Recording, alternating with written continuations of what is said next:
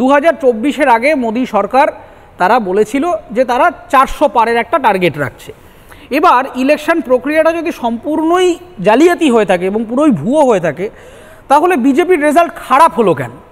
এবং উত্তরপ্রদেশের একাধিক জায়গায় যেটাকে বিজেপির গড় বলে চেনা হয়, সেরকম বহু জায়গাতে, অযোধ্যার মতো জায়গাতেও বিজেপি যথেষ্ট খারাপ ফলাফল করেছে এবং এমনই পর্যায়ে গেছে যে জোট সরকার তৈরি করে ক্যাবিনেট তৈরি করতে হয়েছে। তার মানে বিরাট অঙ্কের যে জনসংখ্যা, তারা যে বিজেপিকে পছন্দ না করে অন্য কাউকে ভোট দিয়েছেন, সেই কারণেই তো বিজেপির সিটটা কমলো। তার মানে মানুষ যারা বিজেপির বিরোধিতা করেছেন, ভোট দিয়েছেন বলেই তার সিটটা কমেছে।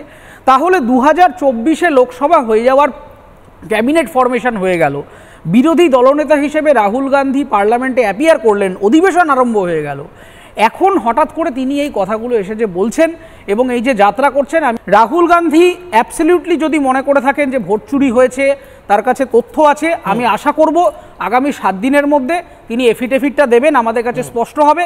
তাতে যদি প্রমাণিত হয় নরেন্দ্র মোদী, কেন কেউই তো রুল অফ ল এর বিয়ন্ড নয়, আজকে যদি প্রমাণিত হয় যে নরেন্দ্র মোদীর ওখানে কোনো রকম ইলেকশন ম্যালপ্র্যাকটিস হয়েছে, সংবিধানে যা লেখা আছে তাকে সরে যেতে হবে, কোনো অসুবিধা নেই।